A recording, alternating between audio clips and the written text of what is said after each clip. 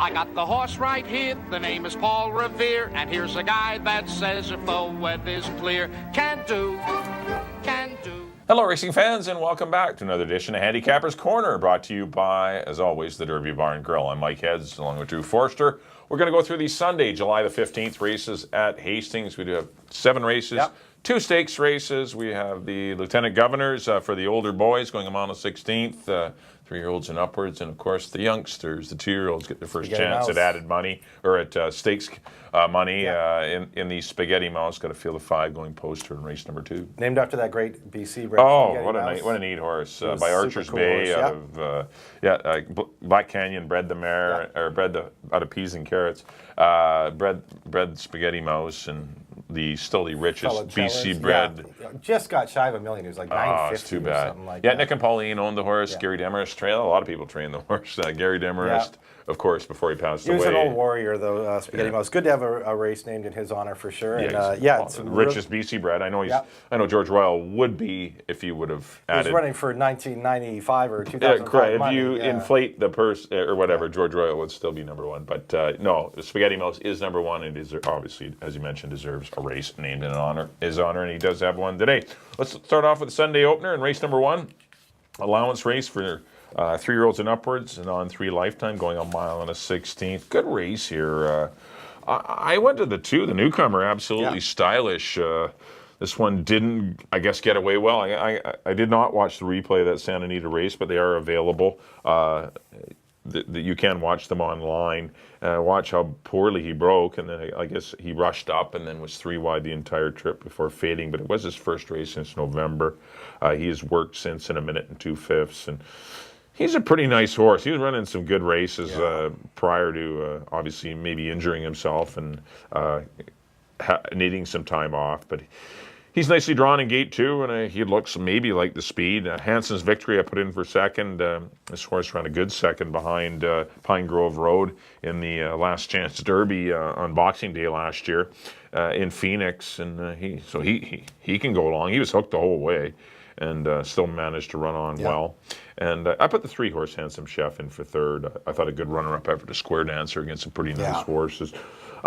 He's facing, you'd think getting in this race it would be easier, and it really didn't come up any easier with Spring in Alberta's a nice horse.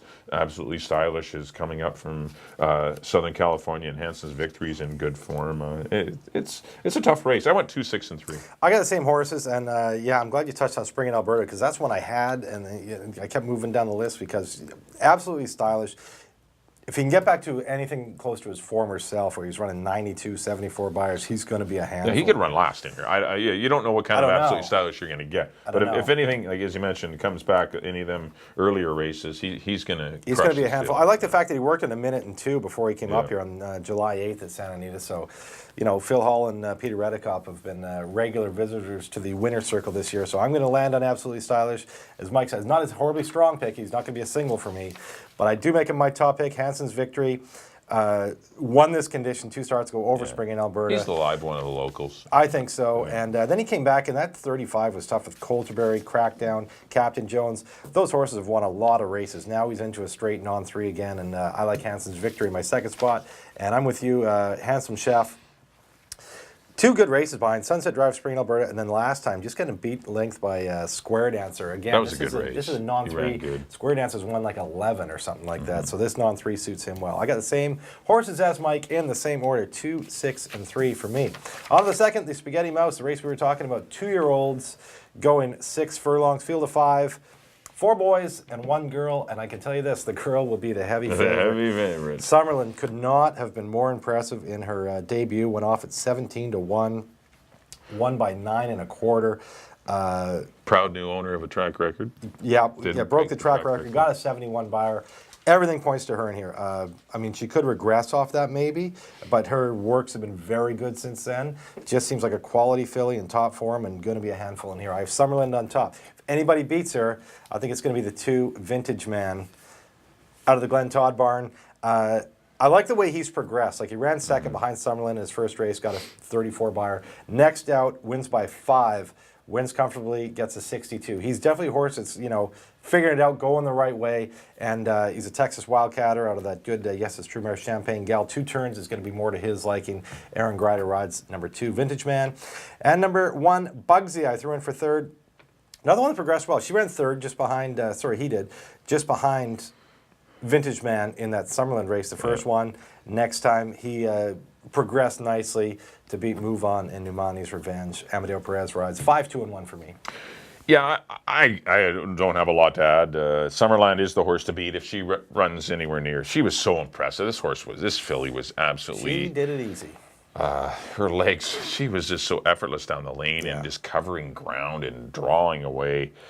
She was well prepared by Phil Hall for owner-breeder George Gilbert, and this horse looked the part and looked like a pro. Looks like she's come out of the race in fine fettle. She's had 4 works since her impressive victory, and she is the one to beat. She got 4 male rivals to go against, and I agree with Vintage Man and Bugsy as the next 2 horses. Both of them were in a photo behind Summerland. Not too sure why you get 37 less buyer points. I know. That's a lot for 10 lengths. That's a lot of difference in buyer points. But I know the buyers going 3.5 furlongs here at Hastings. They're a little wonky. They're a little different. Yeah. But anyway, Bugsy definitely looked good winning last time and was 3 wide the whole race. Looked awesome. That you can throw, the first race had the inside, didn't break good, went 4 wide, and just looked like a horse that would be better going 6. And Vintage Man won very nicely last. I went 5, 2, and 1. That's the other of a good mare, Champagne Gal. And I should correct myself. Spaghetti Mouse was out of the mare Desert Mouse. That's right. I know I had peas and carrots in there somewhere, but Archer's Bay. I know it was Desert Mouse. I knew it was something else. Archer's Bay Desert Mouse. I know Pauline would correct me when I see her on the weekend. On to the third race, maiden $4,000 fillies and mares going 6.5 furlongs. I went to the 1 Cody's Honor. That's a big, just on the post position change only. Had the 10 hole last time. Wasn't disgraced. Ran 4th, beaten 3 lengths by Pawnee Girl, Crafty Memory, and Bama. Might get a little more odds because she ran 4th and moves to the inside though, and she'll be pretty dangerous. But the 2 Crafty Memory in behind her, who obviously ran well in that first race off the claim for John Snow. And I put the 5, Yes Please, in for third. Not too sure why this horse shows up for $4,000, but a little concerned about it. Anytime you see a horse run third for 25 and then resurface 2.5 months later for 4, alarm bells must go off. So it's not really a key type horse for me, but I did put the horse in for third. I went 1, 2, and 5. I know. I went to Yes Please, but I agree with you. Yikes. Yeah. Third for 25 behind Lookout Taylor and Pumpkin, and then has come back since then and worked like pedestrian. 105, 51 and 3, 105, 103. So I'm not sure really what's going on with Yes Please, but they want to lose the horse. It looks like and probably lose her in the winner's circle is that's the whole plan. Key. You get a lot of money for that. Yes Please for me on top. I agree with Crafty Memory in second. She ran a big race last time, got beat by a dropper in Pawnee Girl, and I threw in Spanish Dancer in for third. Dennis Arrojo rode this filly 2 back. Yep. Just got beat by Darren, got 20. And then last time had Bug Boy Jose Gomez aboard. Gets reunited with Dennis Arrojo, and him and Dave Forrester teaming up 30%. You divorced Maven in this race. You did. I know you did divorce him. I know. You're always on Maven and Mike. I know. I'm on him. I'll get to him later. Okay. I went 5, 2, and 4 in the third. On to the fourth. 8,000 non-3 for 3-year-olds and up. Field of 8, and I went to the 8 here. Great Blake. Good third last time behind 2 tough horses, Sanawar and Master U at the $16,000 level. Now in for 8. Gets Richard Hamill, who's batting 60% right now, and him and McPherson always dynamite together. And he's a controlling speed. He breaks from the outside. I like it when the speed horse is on the outside because it allows Richard to apply pressure other than being the one that's getting the pressure. Great Blake for me. On top of Liquid Metal, who's run big races throughout his career at much higher prices. Tried an optional 25 with Dashing Dawn, Silvertown, first out this year. Faded bad.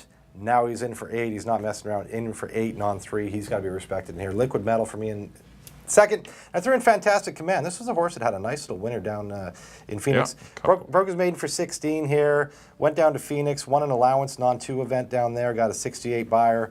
Has been off since December, but training forwardly for a guy who can have him ready. Lopez rides Fantastic Command. 8-3-6 for me. Yeah, I went to the 3 liquid metal on the class drop. I think he may be the speed, but he's worked well on 48 and 3 after a disappointing effort first time out. I put the 5 horse, good as they get in the mix. Does drop from 16 on 2 on 3. He didn't get the best of trips in behind a slow pace last time, and I thought he was worth a look. And I agree with the 8 Great Blake. He's live in here. I didn't love anyone in here. They're all kind of unreliable horses. They've had a lot of chances, a lot of them, to get out of the non-3 condition, and they haven't got there yet. So I'm a little leery about any of them. But I went 3, 5, and 8 to kick off the late pick 4. On to race number 5, Fillies and Mares, non-2 lifetime, going 6 1/2 furlongs. I'm on the 3 Pawnee Girl. Liked her last time. Going to follow her back. I thought she ran well. Sitting in behind the speed and popped out for the win. And looks like she could get a similar trip again today with a Veloso Raptor being speed. Future Games is speed. There are Dreams Work is fast. Peach Pike and Where's My Jenny on the outside. There should be a good, honest pace in here. And I just thought the 3 Pawnee Girl can move forward. I know she, obviously Hall of Fame trainer Dave Forster thought enough of her to run her for 25,000 in her first couple of starts, then dropped her in for 4. So I mean, this filly does have, I'm not going to say back class, that's the wrong word to use. She's got some upside. But she has, obviously there's some ability there. But I put her in on top. Put the 4 Hurricane Ronda, Richard Hamill aboard. Kind of a pace casualty going long, and I like following those horses back when they come back in the sprint. And I threw her in the mix. And I put the 10 horse Peach Pike between the 10 and 11. I didn't know who to take, but I put Peach Pike in for 3rd. She's going to be one of the favorites, I think. But she ran well behind an Otis and Tattooed Kitty. Those are better fillies. And obviously she's down in class today. And even a condition. That was non 3-8. She's in non 2-4. That's a big drop for her. I went 3-4-10. Well, you just made my point for me. I did go to the 10 Peach Pike just because, a Notice, Tattoo Kitties, you mentioned. I mean, she's tough trying to get some tough ones since she arrived here from Phoenix. 3rd behind Indie Rock and Classic Statement. Ran into Omi and Northern Storm and Eco Charge. A Notice, Tattooed Kitty last time in a non 3-8. Now in for a non 2-4. I like Peach Pike to win it. I put Pawnee Girl. I agree with her. 2 starts for 25,000. Went in for 4. Won pretty comfortably. It was only a length and 3/4, but she was pretty comfortable winner. 4 on 2, I don't think is. That was first time Lasix too. Yeah, first time Lasix, and I don't think this is like out of her realm. You know? So I put Pawnee Girl in for 2nd. And I threw in Dreams Work, first time starter, first time winner for Mark Cluche. As I mentioned, he's having a very good year, and Enrique Gonzalez rides for Mark Cluche. Could be. I mean, tough to say if she needs the lead. It was just 1 start, and she was obviously the best, and they put her on the lead, and she never looked back. But definitely one interesting. Could be a pace casualty in here, but Enrique Gonzalez, top rider, will work out a trip. Leading rider. I went 10, 3, and 9. Yes, leading rider in the 5th. On to the 6th, the Lieutenant Governors, or as Mike I don't know, Lieutenant Governors. I think he's showing his age there. I think it used to be referred to as the Lieutenant Governors. I know Dan. I think Dan will say Lieutenant Governors. Lieutenant Governors. Get some odds on that. Maybe place your bets first. Man, this is a tough one. You can make a case for a lot of these horses. This is a difficult race. This is a tough one. Tough to only pick 3 in here. I went to the all button. I mentioned before in the first race, Phil Hall and Peter Reddecup. Everything Peter Reddecup is bringing from out of town is looking pretty shiny here right now. Gets a 91 buyer last time, went in for 35 at Santa Anita. Those are tough races. That was just back in May. Hasn't been off a long time. Seems to be in good form. Worked well before coming up here. Amadeo Perez rides. Amadeo Perez and this trio, Amadeo, Phil Hall, and Peter Reddecup, have won their share of stakes already this year. Yes, they have. For me, it's the all button on top of Driller. I didn't want to leave him out. Got an 81 buyer last time. Calgary Kid was coming to him at the end, but Driller just looks so good. He made such a nice move. That was on the 17th of June. He's come back to work in 58 flat. This is a horse that's really blossoming in his 4-year-old year. He was a decent 3-year-old. Ran tough races, but he looks to be a different horse for me at 4. Driller in the 2nd spot. And I threw in Modern, who's reunited with Richard Hamill, in for 3rd. I didn't want to leave him off the ticket. All these horses that weren't running any good with Richard Hamill, he gets back aboard. Yeah, no, they run off. They run off. They fly. Weekend Wizard, Here's Hannah both did it, and maybe Modern can find some of his old glory with Richard Hamill. They won this race last year at odds of 2-1. He won't be 2-1 today, but I threw him in. I left out Highway Boss. He'll be closing late. He coming off a good 3rd. Don't Hold Me Back. Nice optional 35. That was a huge race by him. Coulterberry's live in here. Calgary Caper, as I mentioned, ran 2nd. He's definitely finding a bit of his old form. He could be tough. And as I mentioned, Coulterberry, he's a horse in form. He could be tough here too. But I had to pick 3, and I went 3, 9, 6. Yeah, I've pretty much different horses, but I went to the 5 Calgary Caper. I just think there's going to be a pace in here. Yeah. The All Button is likely going to be near the lead. Bistrea is never far off of it, although the blinkers are off. Modern's going, goes. and the outside 2 horses go. Don't Hold Me Back and Driller. I'm not saying they're going to go crazy, but they go for position, and it could lead to some fractions being a little You think there'd be something contested. There's some kind of pace. And that's all Calgary Caper needs, I think, because he had no pace to run at last time. No. That pace was not brutal at all. That was a pretty comfortable pace. Modern was out there through a comfortable opening quarter in 24-1. The half was 48. That's pretty easy for these kind of horses. Yeah. 112-3. And then Driller was the only one that sprinted home, and Calgary Caper, of course. But Calgary Caper, I thought ran a really good race under Zaheen Savachi. He's actually run 2 good races for him, and I just think he's live. This horse has won stakes races in the past. I think he might be a reason. He's not gonna be a long shot, but maybe he's a nice live Probably 5 or 6 to 1 shot 6 to 1, that has a good chance. I agree with the All Button. This horse looked good winning. I know it was just for 35. Over Beantown Boys and Seau. But those aren't the 35s strongest of horses, but but they're pretty still, tough. this horse has some nice. This horse was 1-1 against Trooper John in the Kai Alta last June. I mean, this horse has credentials, the All Button, and he's come back to work. Well, it looks like Bill Spar worked everything on July the 8th prior to sending him up here, because the other horse yesterday also had a similar work. Yeah. Or actually, the first race, Absolutely Stylish, had a similar work. But the All Button looks interesting in here. And I put the 1 Highway Boss. I took the off the pace horses, and the only speed I took was the All Button. I've left out Driller, Don't Hold Me Back, who's in and out of form. Driller ran. He's hot and cold, yeah. I know. I don't know. Don't Hold Me Back. When he runs great. He'll run huge, and then he'll kind of regress, and he'll go to sleep for 4 races, and then boom, come back. He runs a big when you leave him alone, and he runs well. But I went 5-3-1 in the left lieutenant. Go left, Lou. Lieutenant Governors. Go left, Lou. Go left, Lou. On to the 7th and final $4,000 claimers, non-3 lifetime, going a mile and a 16th. I did go to the 6 Tornador. I'm going to try him to win it. Hooked into Alpha Uno and Musaka Chef in his last 2, and I'm sure he'll be. I don't know if he needed blinkers or not, but he's going to get them. But he just needs to get rid of Alpha Uno and Musaka Chef, and he did. But Tornador, I think, is pretty live in here. Up at the 2, I Am a Better Cause in for second. He is a route horse that won sprinting. I liked him last time, and he ran well. And he just got fortunate to get some soft fractions, and he sprinted home. And if the race didn't exhaust him too much, he is coming back in 13 days because that was his first race of the year, and it's been like 9 months between races. Yeah. So, a little. Worried about that a little bit. I put Fear the Cat in for 3rd. I thought 6, 2, and 3 were the horses. I agree with. I put Tornador on top. Just been running the tough horses. You mentioned Alpha Uno and Musaka Chef. There's nobody like that in here, and I think it's his day. Yeah. I threw Brother Brian in for 2nd. You can have him. No, he was 3rd. In an 8 behind Catch Me and My Grace. Dimitri will be watching. Yeah, that's right, Dimitri. He's the trainer. I know. I picked him the last 2 times. No, that's why. You'll win now, Demi. Yeah. You're fine. Now. You got Drew.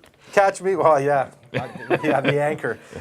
Catch Me and My Grace, that was a tough race. And then last time he never really got involved, but that was another 8 non-3 into a 4 non-3. I think it suits him better, and Dennis Arrojo takes the call. Tornador over the Brother Brian, and I agree with I'm a Better Cause. I threw him in for 3rd. 6, 5, and 2. For me in the nightcap, that'll do it for our analysis of the Saturday card. Sunday card. Up next on screen will be our picks. There we go. Back in race number 1. I went to the 2. The newcomer here, Absolutely Stylish, over the 6 Hanson's Victory and the 3 Handsome Chef. And the second race, I'm going to go to the 5 Summerland. Very impressive filly by He's Tops. Looked great, breaking the track record, and looks like she's going to have no troubles getting 6 furlongs. I went 5, 2, and 1 in the race number 3. Went to the 1 Cody's Honor. Going to go 1, 2, and 5. Race number 4. I went kind of a tough race. I went 3, 5, and 8, but I did go to Liquid Metal to win it. But I think any of the 3, 5, and 8 can win the money. 5th race, I went to the 3 Pawnee Girl over the 4 Hurricane Ronda and the 10 Peach Pike. The 6th race, I went to the 5 Calgary Caper for Kim and her buddies Kim Peacock and Lance Giesbrecht, been cheering for them. 5, 3, and 1 in the Lieutenant Governors in the 7th and final. I went to the 6th Tornador. I'm going to go 6, 2, and 3. That's Hall of Fame trainer. Hall of Lance Fame Griesberg, trainer. That's thank right, you. too. He's in the Hall. He is. Up to my picks. There we go. Back in the first, I agree with Mike. Number 2, absolutely stylish in a competitive event over the 6 and the 3. In the second, she has been very impressive in her lone start. Number 5, Summerland over the 2, Vintage Man. The 1, Bugsy for me and the Spaghetti Mouse. On to the third, I went to the 5, Big Dropper, Yes Please over the 2 and the 4. In the fourth, I went to the 8, Great Blake over the 3 and the 6. In the fifth, I got all these outside horses. I went to the 10, Peach Pike over the 3 and the 9. In the sixth, I went to the newcomer, the All Button. I love the All Button. You never get beat by the All Button. I might get beat by the All Button today, yeah. The All Button over the 9, Driller, and the 6, Modern, and the Lieutenant Governors, and in the nightcap, number 6, Tornador, I agree with Mike, over the 5 and the 2. All right, thanks everyone for tuning in. Our next live cards will be next Saturday, that's July the 21st and July 22nd. Just a quick note that the Fridays are coming up. The end of this month, Friday, July 27th, will be our first Friday night card. Lights. And we'll be racing at 7 o'clock at night, so it'll be I look forward to that. I love Fridays. Friday nights. It's a great atmosphere. Takes me back to my childhood. We used to run Friday nights under the lights. The horses love it too. It's cooler. Yeah, I mean, exactly. like this weekend's going to be tough on the horses. It's gonna be hot. Because you're in the mid to high 20s, so 30 degrees inland. But I mean, we're at the track. At least there's a bit of a breeze, but it's still in the mid 20s. It's a little tough on the old horses. Yeah. But our next live cards will be next Saturday and Sunday, 150 first post. But keep an eye on that July 27th program, 7 o'clock. The Friday nights to begin July 27th. On behalf of Drew, thanks everyone for tuning in. We'll see you next time here on Handicapper's Corner at the Derby Bar and Grill.